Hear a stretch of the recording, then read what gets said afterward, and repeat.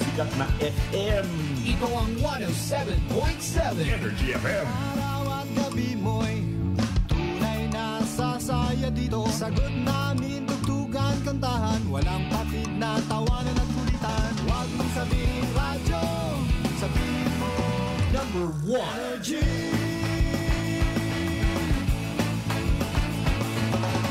Ito ang 107.7 Energy FM.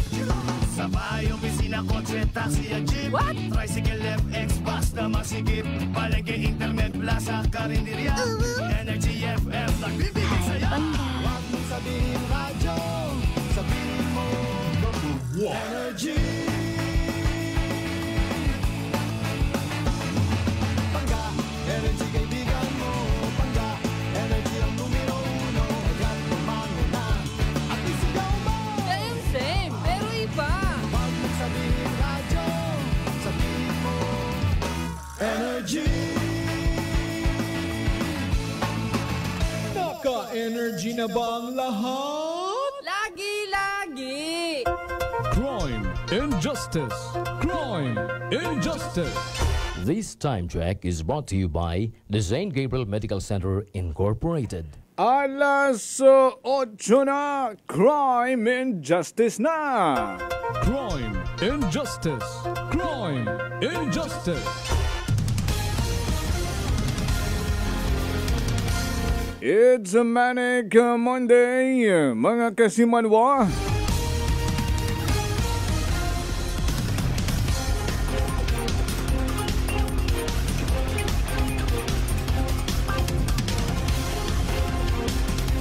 Good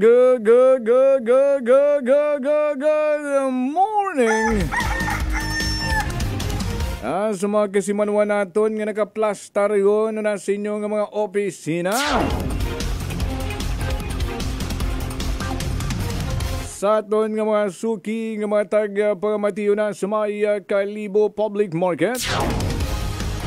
Sa tanan nga mga public market, iya sa aton karang probinsya na kaan. Around the world.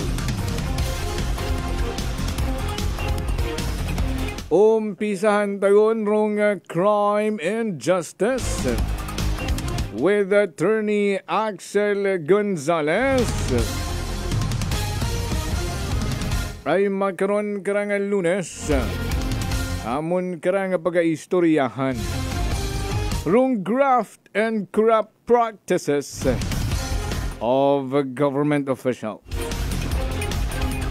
Alsat alimarong guilty. O pwedeng magpakuno-kuno. Agrondaya karang letter addressed to Mayor Jury Sucro and the Meadowhead Mary Gay Kimpujo. Rong sentimiento pagkabayaka it mga negosyante ana sa aton kanang may Kalibo Public Market. Abot raton nga nabuo nga mga side comment. So gonna request nga nga memorandum of agreement. Do may ipagawa kuno sa Lunes. I mean, Martes ay Lunes gali makaron. So tomorrow. Ay dali lang maisingit ko lang tomorrow. Boss Ramil Bungkalan. See you tomorrow sa blessing and opening at RML Tambak Branch. Igto kita hinaga after prangkahan. O hindi taon pagpabuhayon pa yon sa linya. Attorney Axel, good morning! Radio Phil, ay dahil gagahon kinjutanan sa atong mga kasimanwa sa akyan, sa atong mga kapagamati sa programa Crime and Justice. At sa bilog nga, yung mga nag-internet katon sa all over the world. Yes. Mga kapamati sa atong programa. And we will discuss ngayon yung graft and corrupt practices dahil siyempre para alam ng tao kung saan sila. So ang atong mission is to inform the people of their rights. Alamin nila because not because na you are the governor, you are the mayor, you can do everything under the sun. Hindi pwede. May regulation. Ang daming regulation. Paano, attorney, there's no sun today. It's raining. Oo, di sa Manila. Kamusta na? It's raining also. It's raining also. The point is, medyo maungan man diya. Sige na. Hello sa mga taga-Espanya. Pag mga makaraya ng sitwasyon pa niyo po, hello sa mga taga-Espanya. Ako na, response siyempre, mga Doambag ka ako ng mga vendors, ambag ako na they will exercise the police power of the state. Police power daw. Pag-transfer or what? Ambag bang vendors ka doon? Police power. But ang hindi nila alam, ang anti-graft and corrupt practices is also a police power of the state. Police power din ito to promote morality in the public service. The morality in the public service, no? Anyway, ang Anti-Graft and Corrupt Practices Act, ang policy nito is principle na public office is a public trust. Correct. Oo.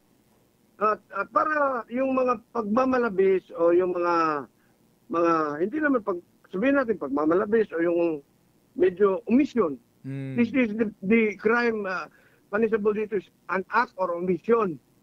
So it does not necessarily mean na ginawa mo o na kaligtaan mo, hindi ka nalusot sa Anti-Graft and Corrupt Practices Act or omission. So if there is an act or omission of ika nga, yung ating mga leaders, kahit saan naman to, this applies all over the Philippines, liable ka under Anti-Graft and Corrupt Practices Act. Now, this act or omission, no, even public officers, private persons can also be held liable. Oo. Kung halimbawa meron silang conspiracy o pag-uusap. And there are many things na may kwento sa atin ng mga, bigyan natin mga vendors na may mga pangyayari na walang mga permit, walang license, pero nag-ooperate. And that is considered as an omission. Now, under the provision ng Anti-Graft and Corrupt Practices, yung omission na yan, everybody can be held liable. So, from the head to the mayor. Okay? So, yun naman ang pinapaalala ko lang sa kanila. Now, point is, ang sabi sa akin, tumawag na September 5 yata ang implementation. But anyway, sige sabi ko, look into that. But before that, we will just discuss the graft and corrupt practices of public officials. Para mag-guide natin do atong mga kasimanwa, do vendors, agnapokasya. These people have some problem with the government's implementation of the policy. Ang sinasabi natin of any project, ang sinasabi natin, hindi naman masama ang ginagawa na pag-implement nito. But due process must be observed.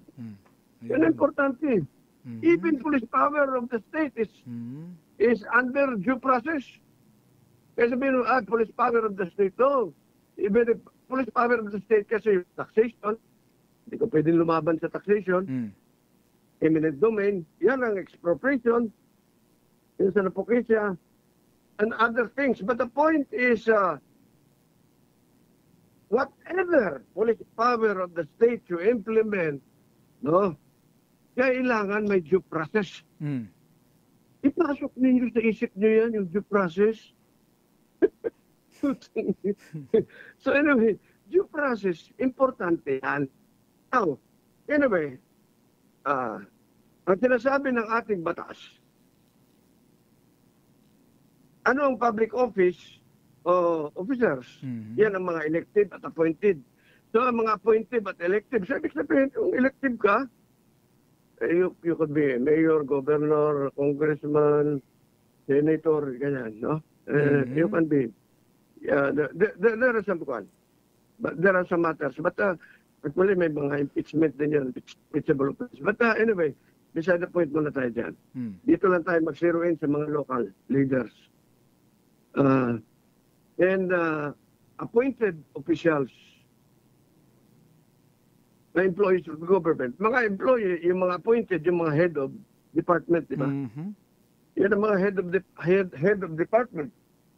So, dapat malaman natin kung ano ang tinatawag nating due process at kung ano ang anti-graft and corrupt practices. Okay. Anti-graft and corrupt practices. No, okay. Now, Section 3, Acts of Omission, sinasabi dito, persuading another officer to perform an act constituting violation of the rules promulgated by competent authority. O, simbawa, sinabihin mo na isang bagay na gawin mo ito kahit bawal, that is graft and corruption na kaagad. Okay? And then directly or indirectly requesting gifts, no? Percentage sa mga benefits sa negosyo. Directly or indirectly, ha? So, yung may mga negosyo dyan, transaction, ganun. So, yan ang ating kuhan. Now, requesting receiving gifts or material benefits for himself, for the politician and another, regarding license and permit. Ito, Acts of Omission. If there is an establishment operating without permit, obligasyon ng local government or LGU, let's stop yan. Because that is violation of the law. No. Kung may alam mga vendors dyan, ng mga establishments na nag-operate, na walang permit, that is a cause of action. There is a cause of action to file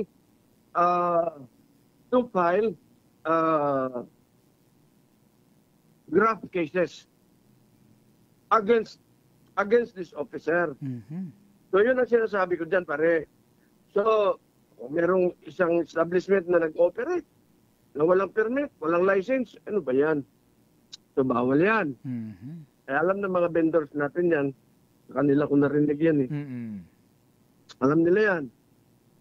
Now, accepting or having member of his family accept employment. Ayun ba yung mga, may isang establishment, private firm, magtatayo ng negosyo. Sige, I will approve your business provided na ipasok mo ako, pamangkin ko, mga tipong ganun. So, rampant yan. Bawal din yan. Yung bang parang kuwan ba? Ini-ex-deal mo, ex-deal yung patawag yan. Causing undue injury to any party, including government, or giving any private property unwarranted benefits, advantage, or preference in the discharge of function. O, yung giving advantage sa ibang tao to the detriment of the government. O, alam ng mga kuwan natin yan, mga kababayan natin. Especially the vendors, especially na po kasi, because they are right now being targeted. They are now confronted with this problem. No? Na yung mga issue ng kwan, ng mga benefits or whatever, advantage or whatever. Mga ganyan, ano? So, actually, hindi to magkakaroon ng problema kung naging transparent lang tayo. Lahat ito kasalanan. Kung sakali mang meron tayong confusion, meron tayong chaos sa aton nga banwa, sa aton nga probinsya, but isolve ito ng LGU. Huwag mo kasahan na ang mag-solve nito ay yung mga constituents natin. Kasi kayo ang nasa pwesto eh. Ayusin nyo at maging transparent kayo. Hindi naman humihingi ng wala sa batas yung mga yan. What they want is a fair share. No? Fair share lang naman. So pakinggan ninyo, maging transparent. At walang balak na halimbawa, hanggang September 5 na lang kayo. Yan ang mga sinasabi. Hanggang ganito, police power kami. Police power din, I remind you, that anti-graft and corrupt practices is also a police power of the state. But then, ang importante sa lahat is due process. Okay, naulit ko yan. So, the people should be afforded due process. Dapat may due process in every projects we undertake. Dapat may due process. Pakinggan naman natin ang tao. Okay? Because meron din silang mga hinaing na gustong ipaabot. So, you have to be very receptive sa kanilang problema para mawala ang ating sinasabi natin yung confusion, chaos, which will end to, di ba? Which will end to not a good ending ito kasi negative ito eh. So it should always be transparent in dealing with the people. So yun ang ng ating graft and corrupt practices. Then, directly, kung halimbawa public officer, directly or indirectly having financial interest in any business or any contract, and he intervenes in his official capacity. Official capacity niya, yung karoon siya ng interest dyan. Financial interest, mag-invest dyan or whatever. Directly becoming interested in personal gain. Ito sa graph, requiring approval of the board. Bawa yung board. Sa gunian tayo. Tapos nag-approve tayo ng batas. Tapos yun pala, may interest tayo dyan. Mag-anak natin ng involved. Di ba? Or involved kayo mismo personally, then that is ground for filing of graft and corrupt practices. Okay. So, meron pa dito. Yung mga sinasabing confidential information na binibigay sa mga kakampi o sa politika, kaibigan, before it is being released to the public, authorized release. So, you're giving, ibawa, meron tayong dadaan na road widening or whatever. Hindi pa sinasabi sa batas, may tip na yung mga may-ari o yung mga interested, bibilin ng lupa. Dadaanan ng road widening o dadaanan ng ng barangay road, something like that. So, merong divulging information of confidential character, and then you do that you give it to somebody else para mag-speculate, mamili ng lupa or what. So that could be one. Now, ang tanong dito is, this is a crime committed or addressed towards the elective or appointed person. Now, ang tanong, ang private individual ba will still be held liable? Kasi mag-uwibayag ng mga kontraktor, agro mga kung sino lang ang mga may interest nga private individual, hindi man na kami covered law. If you have conspired, kung nag-conspire kayo with the public officials, sama-sama kayo. Of course, ang difference is hindi naman kayo masususpend o ma-terminate ang inyong services, perpetual disqualification sa service. Because hindi naman kayo government employee, but you will be ordered to restitute, ibalik ang pera, or makulong kayo kasama ang public official. Dapat ito, may mga nakukulong na public officials pero delaying tactics at saka wala namang interested eh. Kung interesado ka, ipurso mo lang ipurso, hindi tatagal ang kaso eh. Anyway, yung prohibition na yan, pag sinabing relatives, third civil degree. So, third civil degree would be first cousin, up to first cousin. Pag second cousin, hindi na. Fourth civil degree ng second cousin eh. So, ang prohibition natin up to third cousin. So, may idea tayo. Doon sa second cousin mo, bigay. Yan naman ang ginagawa ng iba para maiwasan ng batas. Now, papasok tayo sa Section 7 ng graft and corrupt practices. Every public officers, within 30 days from assumption of office and thereafter on or before 15th of April, or upon expiration of the term, pag na-expire ang kanyang term, submit a SALN. Yung SALN, alam niyo na yung assets, Statement liabilities. of asset and liabilities. Okay. Now, including yung mga sources of income kung saan. Like for example, isa kang kandidato, isa kang politiko. Ang sinabit mong SALN kulang-kulang. That is a ground for filing graft and corruption. And in fact, ayaw ko na lang magpuan. Pero may graft and corruption dyan. And you can be indicted by the ombudsman. And pagdating sa tanod bayan naman, pwede kang perpetual disqualification. For example, attorney, if you're a government employee and kailangan ba regular or bisan mga job order nga ra, pwedeng kasuhan nito graft and corrupt? No, ang SALN kasi refers to the properties, no? Na naka-registered. Pero paano pa rin sinasabi mo? Ulit lang. A government employee, no, di ba required sandara to submit their SALN man? Yes, oo. Okay, what if this government employee nagpa-private practice, no, and may earning, no, may sinasahod, is he or she allowed or obliged nga isama yun sa SALN niya, yung sinisweldo niya in a private company? Dalawang tamaan niya dyan. Yung sa SALN na income niya, pag hindi niya nilagay, tatamaan siya. Corrupt practices. Pangalawa, pwede rin siyang tirahin na sa civil service na nagmumoonlighting siya.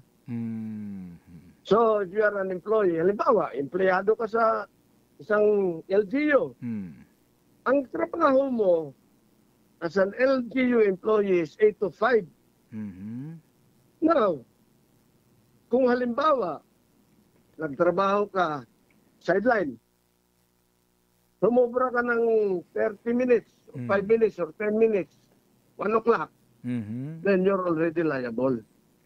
Ay, kung... So, dalawang tama sa'yo. In the event na back up pa naman siya ng boss niya, sabihin... Dalawa na sila. May order naman ako at broken time siya. And at the middle of that broken time, allowed naman siya tawag dito, side job or whatever ang tawag dyan. Okay.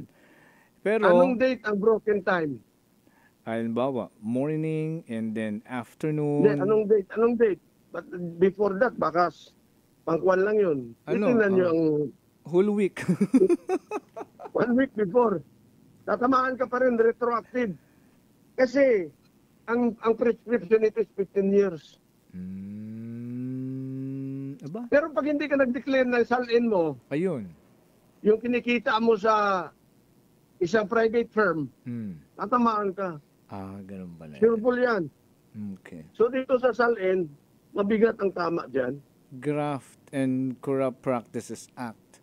Oh yes, so Section of 7. A public Section officer. 7. Section 7.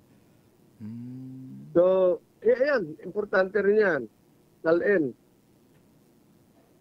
So, tatamaan ka sa Civil Service Commission, tatamaan ka rin sa Graft and Corruption. Ngayon, kung binigyan ka ng, limbawa, malakas ka sa boss mo, or whatever, di nag-issue sila ng certification na allowed ka. I do not know, but subject to one. Ako, tatanungin ko kailan to inisyo. Sino nag-issue nito? Post-dated. Tapos, pag nag-issue, dapat ang order na yan, naka-record yan sa archive. And sa HR, Oh, no? baka naman ginawa mo lang ito para depensahan mo yung bugok. Dalawa na kayong bugok. Ayun, ang mahirap. Dumadami. Natamaan ka dyan. Okay. So, yan ang sinasabi natin na yung SALN mabigat. Marami tayo dyan, no, pistols. Tatamaan talaga sa salin. Actually, hindi ko na muna i-discuss sa kanilang. Yeah, There's oo, sa always kanila time lang for kasi, yeah, oo, Pero, ano anyway, eh, para general ang I ating feel discussion. something eh. Mhm. Okay. Pero ginanervyos yung mga may violation ng sa salin. Ay, Pag-ibatian ng daro pa sa kalye, pero hindi na. Okay lang. No harm, we'll no get foul. there. We'll get there. No Slowly harm, no by foul, surely. Pero, Yeah. Mhm. it should be one. Okay. So, the accuracy of entries in a statement of assets and liabilities becomes material in criminal and administrative cases. Oh. So criminal too. And also administrative. Dalawa. As administrative, this could be with the Civil Service Commission. Hitting two So I birds do with not know one stone. anong iwas gagawin mo dito. Dahil yung isang bugok na binigyan ka ng order na broken time ka at na-prove na yung issue na yan, wala sa record, wala sa, di ba, pag gagawa ka ng order, mayroon yung order ng kung ano, naka-archive yan or what. Yeah. O di, tingnan natin kung ma-prove nyo, whatever. So yan ang mga issue. Ang a statement of assets and liability. Marami ditong tinatamaan. Yung mga officials. Marami talaga. Oh, sige. Because, minsan- Okay, I'll process it next week. So, ito yung sinasabi sa SALN, yung officers acquiring properties out of proportion sa kanilang income. Okay, so it can be removed sa office. Wala lang talaga nagpupursige. Meron yan. Kung may pinursige ito, hindi tatagal ito eh. Kasi ang ombudsman at saka yung nagbayan, may timetable. Kung invoke mo yung timetable, mahirap yan. Di ba? Yeah, mas mabilis talaga siguro sa ombudsman Oo, kaysa pag sa may civil nag-invoke service. ng timetable because ombudsman, may mga 90 days or whatever, dapat na-resolve. And then mga ganyan. Ang issues, tanod bayan, mga ganyan. May mga timetable. So hindi tatagal ang game over. But nobody cares and nobody... In fact, karamihan sa atin, hindi nila alam kung ano nangyayari sa probinsya natin. Nakikita lang natin yung mga bagay na wala ka kwenta-kwenta. Yung mga bagay na hindi nakakatulong sa tao. Yun, yung mga pa-cute. Pa-cute na yan, wala yan. Kailangan ng tao, hanap buhay, livelihood. Kung gusto nyo gumastos, o feeling pera nyo ang gastos, magpalunggaw kayo sa mga nursery, mga pre-kwan, mga bata. Dami nagugutom na kabataan sa aklan. Yan ang inikwan nyo. Concentrate, hindi Basta yung mga sa akin, yung nakatatak. points. Basta sa akin, yung Ako, nakatatak hindi ako na ngayon. naghahabol dyan sa pagka-mayor, ha? Bahala kayo sa mayor na yan. Pero kung ako mayor, every week, lahat ng mga nursery dyan, o ano ba yung preschoolers, lagyan natin ng lugaw ng manok. May manok at may Yan itlog. ang project. Kaysa naman gastusin kung kay kani-kanino lang, magpapagandang lalaki lang, papagandang babae, magpapakyot. Hindi, gamitin natin ang pera. Nalasong syndrome ako sa lugaw sa mga Section kabataan. 7. Di ba, pre? Yeah. And livelihood projects, doon tayo mag-concentrate. Huwag yung pugi points. Cute. Wala yan. Tapos, ng term of office, wala rin nangyari. Ay, mas maganda noon. Pero, anong nangyari sa kabataan? Gutom pa rin. Pakainin yung mga kabataan, gastusan nyo yan. Marami kayong pera eh. Mga ganun ang gagawin natin. We have to take care of the children. We have to provide livelihood. Ang dami ngayon. Naghihirap sa atin. Livelihood lang naman ang katapat yan. So, yan ang sinasabi ko na. Dapat hindi release. Bawa, may sipon ako ngayon. I have a cold. Matanda na si Lolos eh. Malamig ang panahon. Okay. Relief. O ganyan. Or may allergy ka or what. Relief dyan eh. Minom ka lang ng gamot na pang paluwag ng paghinga. Hindi yun eh. Ang cause, halimbawa ng yung allergy or whatever. Ang cause niyan or relief. Release, hindi relief. Kasi andyan pa rin, pag nawala na yung bisa ng gamot, andyan pa rin. Tirahin mo ng antibiotic yan. Kung anong pinanggalingan ng sakit na yan. That is what we call release. O, titira kayo, titirahin nyo ako dahil din ako doktor. Pero there is a difference between relief and release. Kasi yung relief na yan, feel good lang yan eh. Feel good project. Pumunta dito si ganito eh. Wala namang ginagawa yan sa abroad eh. Hindi naman naglalaro yan ngayon sa NBA. Pumunta dito, wala na eh. Naos na yung hindi. Ang pera, gamitin sa mga kabataan. Okay, sa Mabilo, especially yung mga rural areas. So, hanapin natin talaga yung mga lugar na mahihirap. I-target nyo yan. At magbigay kayo ng kwan. Don't know kung meron kayo. Well, baka mangyari na yan. Oo. Sana. Kasi yan ang makakatulong sa kabataan natin. Eleksyon, attorney. Alam mo yan. Oo. Hindi malayo mangyari yan. Alam mo, pag eleksyon at magaling ang performance, kapatikan na yan. Pang-uutok na yan sa tao, hindi galing sa puso. Galing sa utak. May gusto akong itanong, attorney. Dito sa Anti-Graft and Crop Practices Act, that is RA 3019, sa Section 3 ba, yung letter F, yung neglecting or refusing after due demand or request without sufficient justification to act within a reasonable time on any matter pending before him for the purpose of obtaining directly or indirectly for any person interested in the matter of some pecuniary or material benefit or advantage, or for the purpose of favoring his own interest in giving undue advantage in favor of or discriminating against any other interested party. Dito ba sa Section F na to? Yan ang sinasabi ko.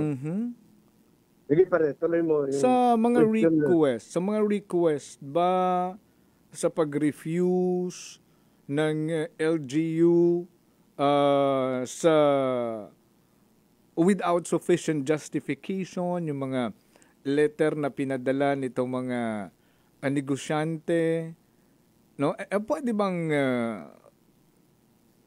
saklaw yun ng Section 3F? Yes, kasi may sulat ang tao. Ito nga, may sulat tayo ngayon.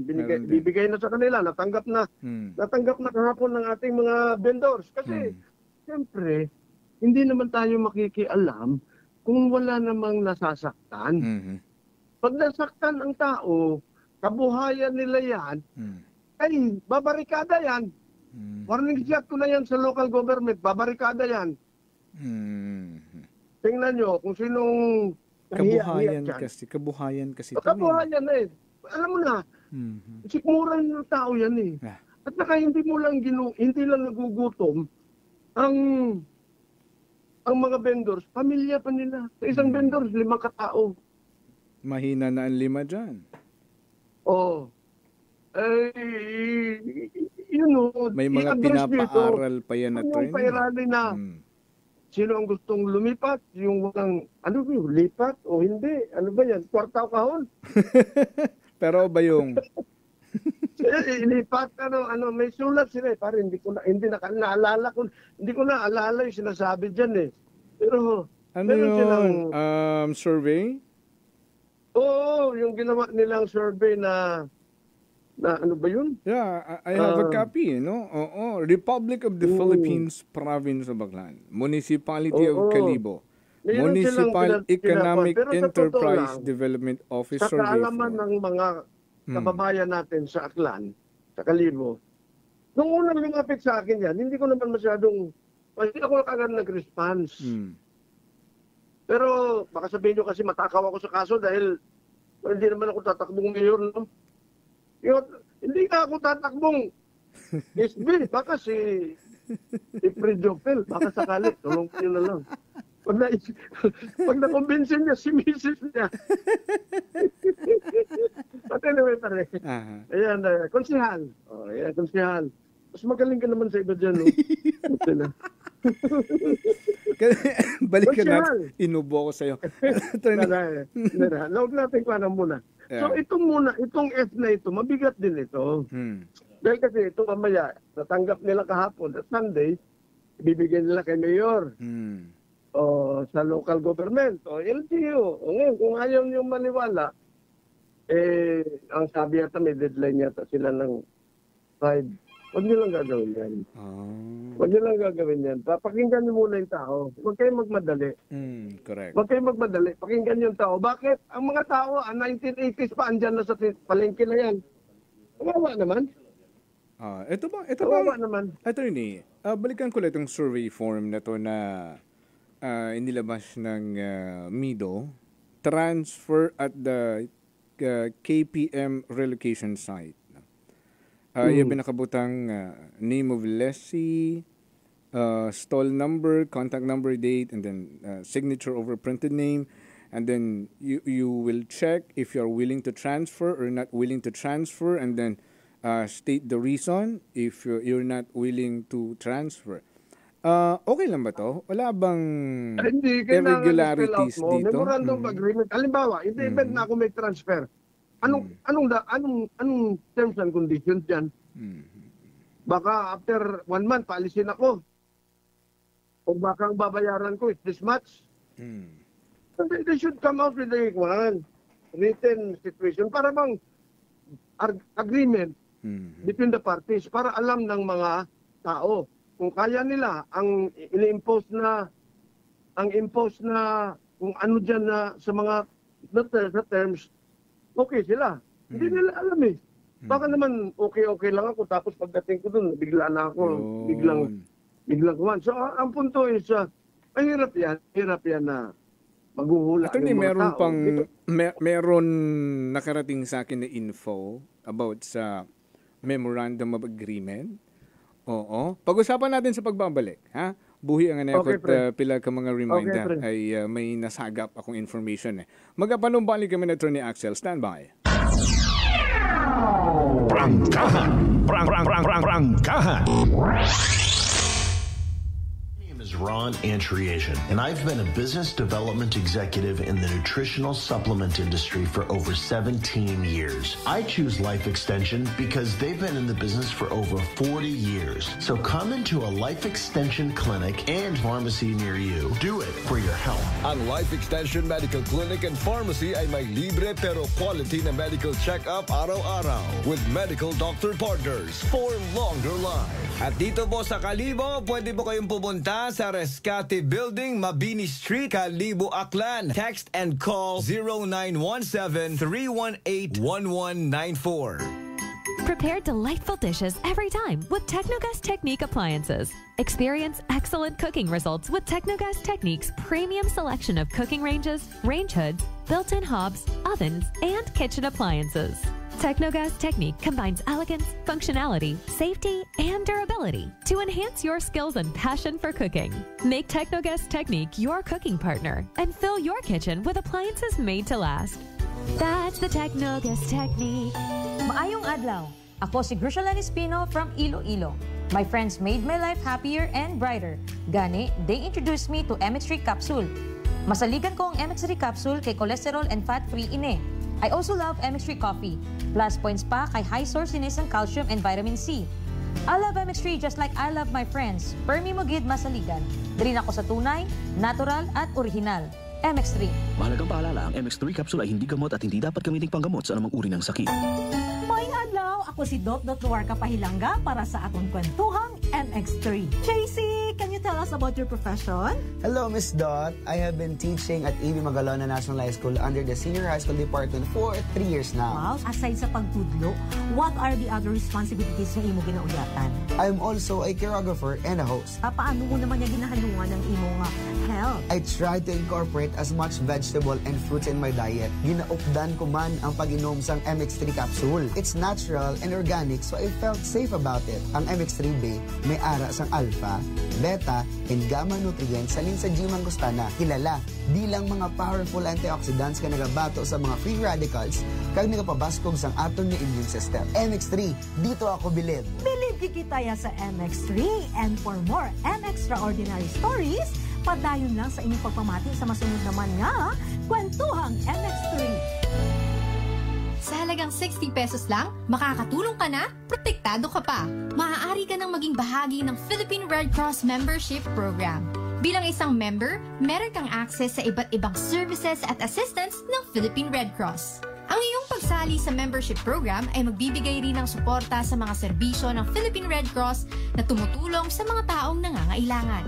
Maaari kang pumili mula Classic Membership, Premier Bronze, Premier Silver, Premier Gold, Premier Platinum, Senior Membership at Senior Plus Membership. Bumisita sa pinakamalapit na Philippine Red Cross chapter o pumunta sa link na ito. Kaya ano pa ang hinihintay mo? Halika na at maging miyembro ng Philippine Red Cross Membership Program. Dahil dito, nakatulong ka na, protektado ka pa. Magandang kalusugan. Sino po sila? Pedalares po. Taga-saan po kayo? Anawan Ocampo po. Kayo po, nanay, umiinom na ng ating rice coffee? Opo, matagal na po. Nung kayo po'y uminom ng ating rice coffee? Magaling na po. Hindi na po nag-ano yung blood sugar ko. Mababa na po. So nakatulong ng napakalaki yung pag-iinom po ninyo ng ating rice coffee? Napakalaking tinulong talaga po ng rice coffee po sa blood sugar po. Simulan mo na rin ang pag-iinom ng Rice Coffee Mix Herbal Coffee 14 in 1 plus 1.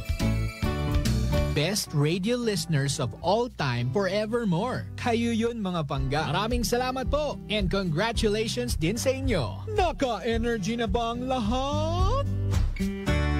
D3 Bio. Ako si Boards, nagabantay sa lula ko nga may Alzheimer disease. Tumanagid ka malipaton, gitry namon patumaron sa D3 Bio. Ilang kabula, nagbalik normal ang paminsaron ni lula. Bangod ina sa D3 Bio. D3 Bio. Ang D3 Bio yung may VCO. Ang VCO yung may D3. Mga butika. May family history ba na kamuos ng diabetes? Mag DTX 500 ka. Mataas ba na ang imo blood sugar? Mag DTX 500 ka na. DTX 500 ang may powerful compound. Nga nagapanubos ang imo blood sugar. DTX 500. Garantisado. Epektibo. Aramis DTX 500. DTX Coffee Mix. Ako si Rina Permilang hulong akong ulo. Sang nagtesting man ako DTX Coffee Mix panami gid sang pamatjag. Nadula na ang hulong sang akong ulo. Salamat gid DTX Coffee Mix. DTX Coffee Mix. Sa mga butika. Whirlpool Appliances brings you a new era of home living, where we are all about sensing what matters. Elevating your lifestyle has never been easier. From Whirlpool washers that adapt to your laundry needs, to refrigerators that extend the freshness of your food items. As an American pride for over 110 years, Whirlpool is dedicated to creating innovations that truly matter. Experience the Whirlpool Sixth Sense innovation. Whirlpool, sensing what matters today. Making your world a little easier. Whirlpool. Ako si Linley Villanueva, isa ka online assistant and valuable coach. Nagsugod ako inom sang MX3 capsules sang 2018. At that time, I was already working online and also take care of my aunt at home. Bisan ano ka busy, I always work out and eat healthy food. Kapartner ko ang masaligan ko nga MX3.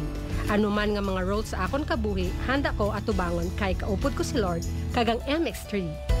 Mahalagang paalala, ang MX3 capsule ay hindi gamot at hindi dapat gamitin panggamot sa anumang uri ng sakit. Ay, pangga! Ay, pangga!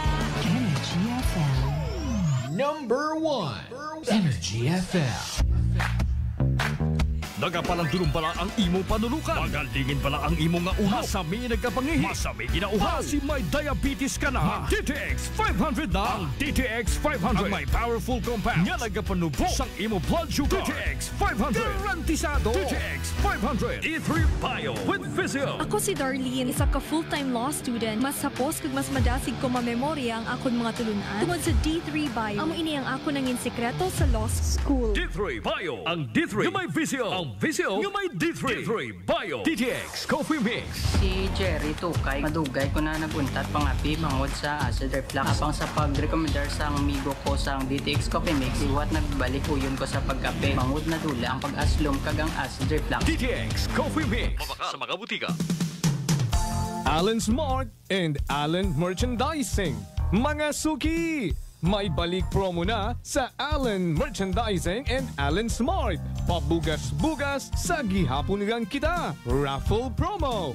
Sa Allen Smart ag Allen Merchandising kamo mangumpra. Ag may raffle ticket promo ka na. Magadaog gayon, buenas paraing baraka. Sa gihapon, mga suki, abanti na. 50 kasako nga bugas, winner ka. Allen Merchandising and Allen Smart, nagapanubo kami, kumukamu, pinagabi. Pabugas-bugas sa gihapon gang kita. Raffle promo. For DTI Fair Trade Permit Number, RBI-AKL-02-010, series of 2024. Life Extension Vitamin D3. Linuria Torres, 45 years old. Nag-start ako ng life extension, D3 2020, na diagnose ako as ovarian and endometrial cancer. Thanks God, ilang years na, tumor marker ko normal na gid. Life Extension Vitamin D3. Life Extension Vitamin D3. Potent, safe at siguradong epektibo. Aprobado ng FDA na may approved therapeutic effect. Life Extension Vitamin D3 for longer life. Mabibili sa mga butika. Crime and Justice. Crime and Justice. This time check is brought to you by the St. Gabriel Medical Center Incorporated. Energy time, mga kasimanwa. It is now 7:40, or rather 8:45 in the morning. Crime and Justice. Crime and Justice.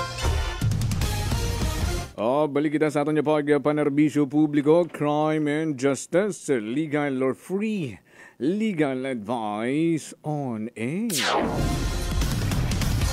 Balikan ta sa Attorney Axel. Attorney, welcome back.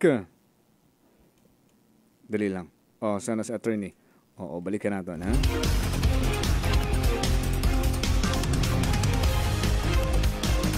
Na puto rong linya. Tawagan natin naman si Attorney. Ay tutukan tarong problema. Orong ginapabot katon ngarang ginapag-sukol. Ita mga negosyante sa aton ngarang may Kalibo Public Market. Attorney, balik kita. Yes, pre. Yun. Okay. Dali na may nagasirit. Ayun, okay na. Sige. Attorney, kaina, bago kita nag-commercial break, no? Datunganing sa Graft and Corrupt Practices Act, the Section 3, letter F, no? And yun, klaro naman, no, na may sayabtanon gid, just in case, no? Kasi neglecting or without giving prior attention or response, no, sa query letters it mga negosyante nga could be a ground, no, for Graft and Corrupt Practices Act, if I got it correctly. Sa akon nga masunod nga pangutana, abi kuno hay may daw may magwagon nga amuwa memorandum of agreement. So ginapamatian man gali mananandaro amon nga problema sentimiento ay kuno may ginabagay gun nga memorandum of agreement nga iga padaga kamon. Pero how come nga maging memorandum of agreement if the other parties have no idea kung ano nakastate doon sa Memorandum of Agreement? It's supposed to be two parties approval, di ba? Kung one party lang ang ang gumawa ng Memorandum of Agreement, parang ano naman yun, Attorney? Parang diniktahan ka lang naman noon. Hindi na agreement yan, pare. Ano yun? Mandation na yan, mandation. Memorandum pag of... sinabi natin memorandum, but the point is like this. Okay, they are starting on the right direction. Hindi naman tayo unreasonable. Ayun lang ninyo. Kasi we don't want na mapahamak naman ang ating mga vendors. Well, once na hindi maganda mangyari, then maglalaban talaga tayo. Pero kung okay naman, di sasaludo naman sorry sa salita ko. Sorry. Ano namang problema, di magpapasalamat tayo. Dahil binigyan nila ng atensyon ang karaingan ng ating mga vendors. Na lahat for 1980s pa yung iba dyan. Mga pioneers pa yan. Matanda pa sa akin. At saka yung mga anak na nila yan. Yung mga apo na. Mga minana na yan. So, be very careful sa ating mga the way we deal with the vendors. Dahil nga, usapan to, sikmura to eh. Yung, alam niyo ba pag hindi na nabigyan ng maayos ang mga vendors, gutom, hindi lang sila, pati pamilya nila. Ayun nga, attorney, no? Memorandum. So, dapat go easy on this. They should go easy on this. And then, yung sinasabi mo nga parang Mondays, yung agreement, wala namang problema. Dahil, dapat ang agreement yan must be submitted also to the vendors para may pag-umpisahan tayo. Ayun. Ang problema, ilan sa mga nakakausap natin ng mga vendors, parang maglalabas ng memorandum of agreement ng LGU and then so be it. Yun na yun. Pwede. Oo, para compliant lang daw. Hindi, pwede. Pwede yung memorandum of ano yun? How can you call it memorandum of agreement kung hindi na-involve ang tao? Hindi na-involve ang vendor sa pag-uusap. Baka naman merong, not sure ha? Baka ibang vendors naman nakausap nila. I'm not sure. Pero dapat ang agreement should be between the parties. Kasi dapat matagal na yung ginawa. Dapat. In a way of public hearing. No? Yes. Oo, para doon gawin, no? And then reviewin again, pati yung sangguniang bayan natin, may intervention na, 'di ba? Kung ma-approve and then i-submit doon sa Office of the Mayor once all set na at nag-agree na ang lahat. Pero kung ngayon pa lang yan sisimulan, it will take again couple of weeks or months bago yan ma-finalize, ano? Okay. Maraming dapat i-consider dyan, pre. Unang-una, ilan mga vendors na may pwesto ang affected? Yun. Ilan ang spaces available sa bagong relocation site na yan? Can it accommodate all the vendors that will be dislocated?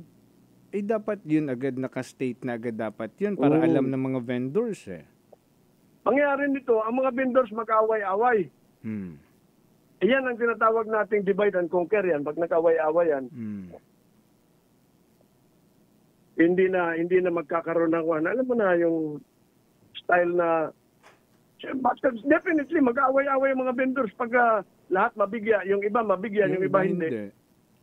Dapat planuhin nilang maigi. Sabi ko nga, the livelihood of the people, of the vendors is at stake. Hindi lang vendors, kundi yung ating mga consumers. Yung mga pupunta sa palengke, sa tindahan natin.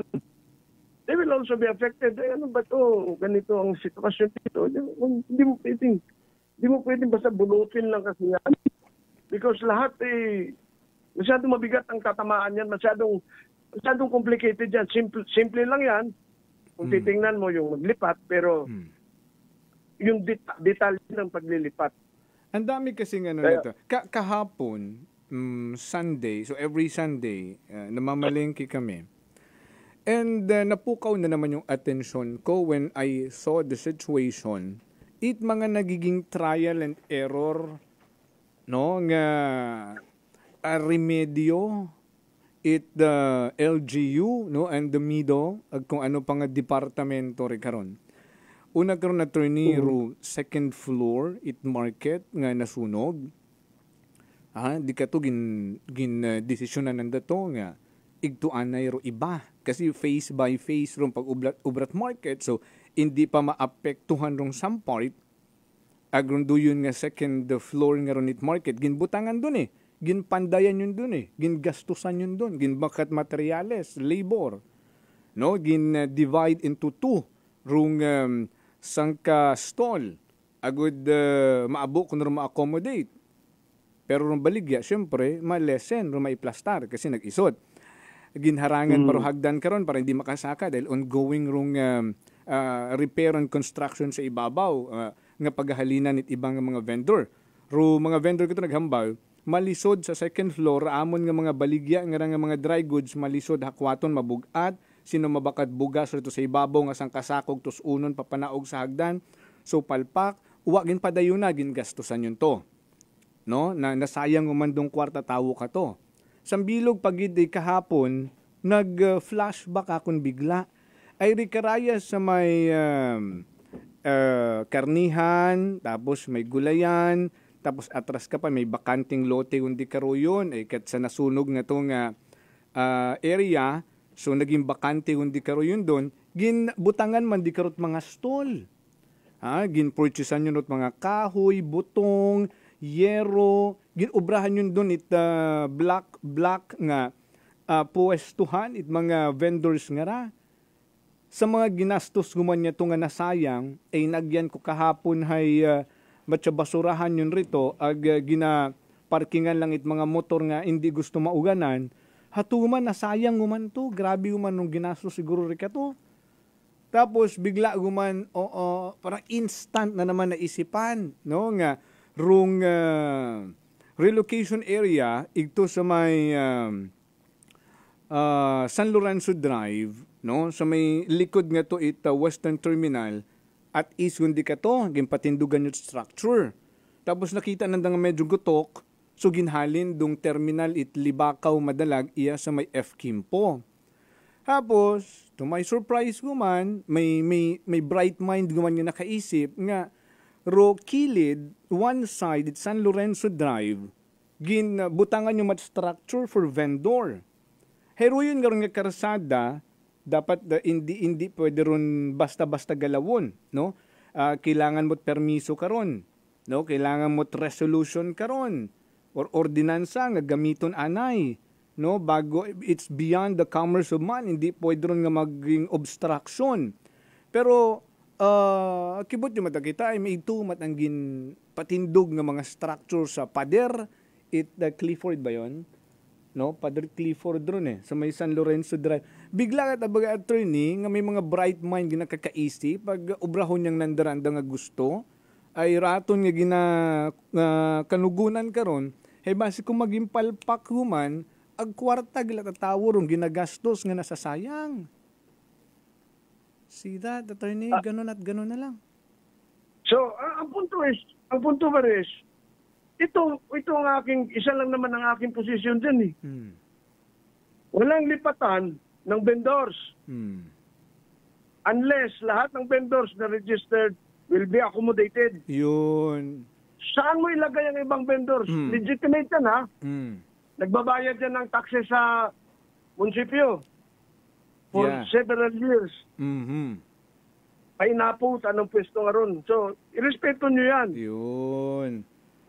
We're talking here. Hamat gadaligid. At sinugit aro gagamit it. Kuan nga ron. Palengking ginahalinan mga vendor. Sinugit aro interested parties. Sabihin nyo. Ayan. Manami ron. Hindi na nanda paghambagon doon. Well, pero ako may akita ako karon.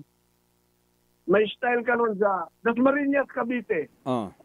Nag-operate ron. Private, ana. May palengke. Private. Kasahid ko kung sino kung private yun. Pero, something like that. Hamat ginadalian, gidabi mga prime lot ron Prime lot yung hindi ka mga pwesto at mga vendors natin makasubo pa nga Hamat ginadalian ninyo. Abi, do'y malang pakutana. Sino ro interested party? Anong proyekto nyo? Butang karon spell out nyo sa Kianon, spell out nyo sa Kalibo. Otherwise, kaisip mo man mga Kianon, kaya nila ginpahalin si vendor dahil merong paboran nga gaputap ka it negosyo or what. We do not know right now. Sabihin niyo kung sino at maging transparent kayo. So ngayon, ang punto is, isa lang ang kuwan ko position dito. Walang lipatan kung hindi lahat ng vendors ma-accommodate, makapasok lahat. Walang maiwan ng vendors. Equal opportunity. Lahat. Kasi equity of the incumbent, siyempre. Mga kwan yan sila. Tandaan. Matagal na yan sila sa kwan nila. So it should be equitable yan. Wala sa batas yan. Pero morally, we are bound to respect the occupancy of the vendors. You have to kwan. Hindi pwedeng basta otherwise, ang dami yung naapektuhan diyan, apektado ang vendors, ang gobyerno. Pati kayo. Baka makatablan kayo diyan. I'm not sure. Hindi naman ako ang judge, hindi naman ako ang ombudsman eh. Hindi naman ako ang tanod bayan eh. Pero once there is a complaint against you, you're exposing yourself to perpetual disqualification. Katakot naman yun. Di iba. Pero yung ibang rising perpetual disqualification, di imong award. Well, eto we're talking here sa mga lehitimo nga mga negosyante Kalibo Public Market. Sanda pa yang dun ha, rung nakaka-anticipate problema, no? Sambilog nga naglapit katon, no, nga mga delinquent nga ra. Hay kuno hindi asanda po, they are not counted, no, sa relocation site nga ra nga iga-provide it LGU. They have to find their own lot nga igto sanda magka-plastar, no, mga delinquent. And roan nga worry dahil sa kalisod, no, nga nag-agi nga ni manaro pandemya. Well, anyway, excuses, no, pero kinahangan gidaron maging compliant man sanda sa obligasyon, no. Pero ang nga worry, no, hay after the construction, no, ay gin-exclude gun sanda sa relocation site, hay paano sa pagbalik kundi man sa market, wala na sila, no. Hindi igtugon sanda sa relocation site nga to nga ginusoy nanda, hindi sanda makabalik unless in due time mabayaran nanda. So with that concern mako na amat-amatan yang naton nga panuktokon no tagipusoon nanda kasi may obligasyon matabi ka mo matuod no. Pero we're talking here sa mga lehitimo nga mga negosyante to give equal rights and opportunity nga dapat tanan may pwestuhan, no, nga bukon man ita malisod sandang pamatyagan. Di man naman you know, you have to be very bigyan natin ng kwan. Doon may problema, may mga violation nga ron. Okay man, pero wag niyong itsapwera. Find a way kung paano kayo makabulig. Pero as of now, ang masabi ko lang talaga pare, isa lang. Kung sila nga vendors, nakalista, legitimate, may kopya naman kayo dyan ang local government. Yes. May kopya naman yan sila. Dahil nagbabayad ng taxes yan Dapat yan, pag nagbigay kayo ng pwesto, dapat lahat may pwesto. Huwag yung iba, wala. Yung iba meron may discrimination kayo. Oo. Simple attorney no? Kung 5,000 rung hawason, 5,000 man rung pwesto nga pagabutangan. As simple as that. Oo, agree. Di ba? Ay kung 5,000 yung hawason, nag 3,000 rin yung butangan, panor de 1,000. Magtiis gutom, dagon nga pag-construct nga hindi sila makabaligya. Makaroon gusto nyong hambagon? Mahirap ang sitwasyon ng tao. So, ilalo na ngayon sa itong sinasabi natin na relocation na ito. Nagiging problem. But malalaman natin yan kung ano ang laman ng kanilang kwan. Memorandum agreement kung may bigay sila. Kung totoong meron. There should be no discrimination. There should be status quo. Huwag kayong gumalaw na hindi pa tapos lahat. Bibigyan nyo memorandum agreement tapos implement nyo. Mahirap naman yan. Bigyan nyo naman ng time ng tao na makapag-usap. Ma-consider nila ang inyong memorandum agreement. Correct.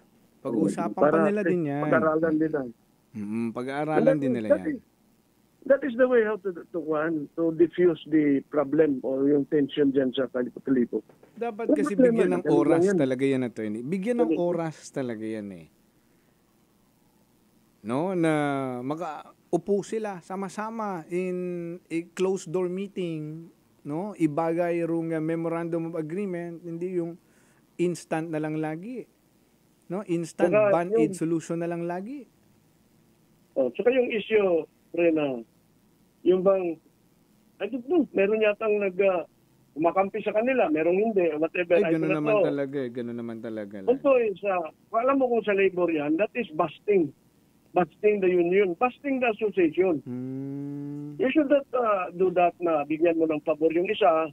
Siyempre, ang mangyayari sila na mag-aaway. Imbis na maayos natin, magkakaroon ng misunderstanding. And we don't want that to happen sa atin, sa atong banwa, sa Kalibo. So, we want everything na united, magkakatulong-tulong lahat. For all kung magandang inyong trabaho man, you will be rewarded. May reward kayo sa tao kung maayos kayo. Pag hindi, ay naku, Diyos ko. Grabe yan. Grabe ang kwan niyo dyan.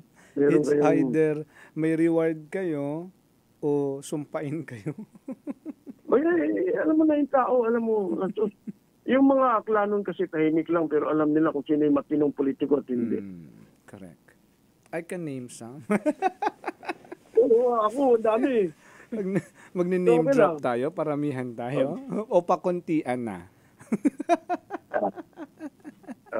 Darating din yan. We'll give them the benefit of the doubt. For now. Yeah. So, bagantayan na. No, after... Pero anyway, yan nga lang. Anong dapat sa aklan? Transparency. Vendors. Ito ang gagawin namin. Lahat kayo, akuan, will be accommodated. Ito ang babayaran ninyo. Ito ang increase per year. Ito ang kuan. And we'll look into that kung maayos ang kuan. Kung maayos ang implementation. Pero ang tanong, pangalawang sasabihin na importante gusto kong malaman, sino ang reason o sino ang papalit sa mga vendors? Sino? Para malaman natin. Amat-amat ang sinong magandang lalaki dyan ang papalit sa public market na yan? Sino magtatayo ng negosyo? Prime lot yan. Yeah. Sino magandang lalaki? Sabihin nyo naman. Malaman natin kung ano talaga. So the point is, transparency. Huwag nating itago lahat ng mga bagay sa mga aklanan. Dahil hindi naman talaga ako titigil hanggat di kayo naging transparent eh. Hanggat may issue, andyan si Atty. Gonzales. Yun na naman ang klaro. Kasi naawa ko sa tao eh. Kawawa yung mahirap. Mahirap na kayo, gaganyan ninyo. Mahirap lang naman ang kaya nilang ganyanin eh. Hindi pwedeng, hindi gano'n. Kwan yun.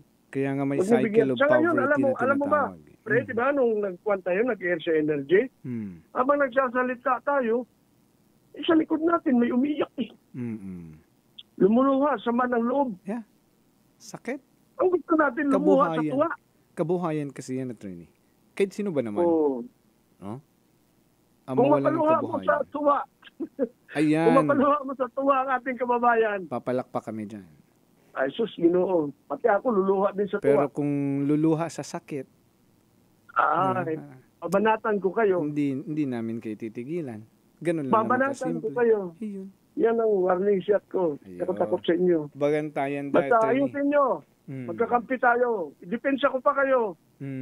If you do the right thing, if you be transparent. Hindi maganda na nahihirapan ng ating mga kababayan, babanatan ko kayo. Yun. Ano lang naman ang aking kapital? Magsulat lang ako ng complaint, punta sa ombudsman, sa human rights, bahala na kayo sa buhay nyo, imbestigahan nyo yan. O ano pa ang gagawin ko? Ayun, may investigasyon ka, sakutin mo. So aton mo lang man ka. Simple lang naman eh. Just do the right thing, be transparent, no? At magkaroon kayo ng care, no? Sa mga negosyanteng to, dahil pang kabuhayan nila yan. Gaya dito sa Crime and Justice, we care. Okay? Yun pare. So thank you, attorney. Bawagapawin kita. Okay. So, yun lang muna ang ating kuhan. Yung graft and corrupt practices, marami pa yan eh. Pero, as we go on, marami tayong tatalakayan na importanteng kaso. Pero pwede naman regular programming naman tayo na magkuhan sa kuhan. Pero, sinututukan lang natin to kasi concern ito sa atin eh.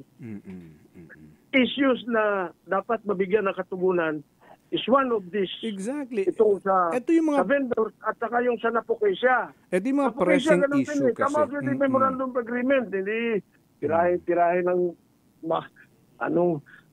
may kaso na yata silang kinasuhan possible hindi maintindihan. So, ang punto is, dali lang terms and conditions. Bigay niyo sa mga tao. Napukasya vendors. Para at least alam nila kung anong gagawin. Sige. Okay, attorney. Sige, imo na yung paalala sa atong mga kasimanwa? Sa atong mga kasimanwa sa Aklan, sa Kalibo, at sa atong mga kabanwahan sa Aklan, ay basta kita gabuligan. Pag medyo agrabyado, medyo bukod medyo may kuwan na ika nga sa tanaw natin ay medyo bukod madaya do ginobra ay tawag ka mo sa energy. Yes. Aton nga tugunan doon sa Energy FM sa atong radio program. Yes. Crime and Justice. Okay. And we are willing to help. Because, we care. Thank you so much, Attorney Axel Gonzalez. You have a great day ahead.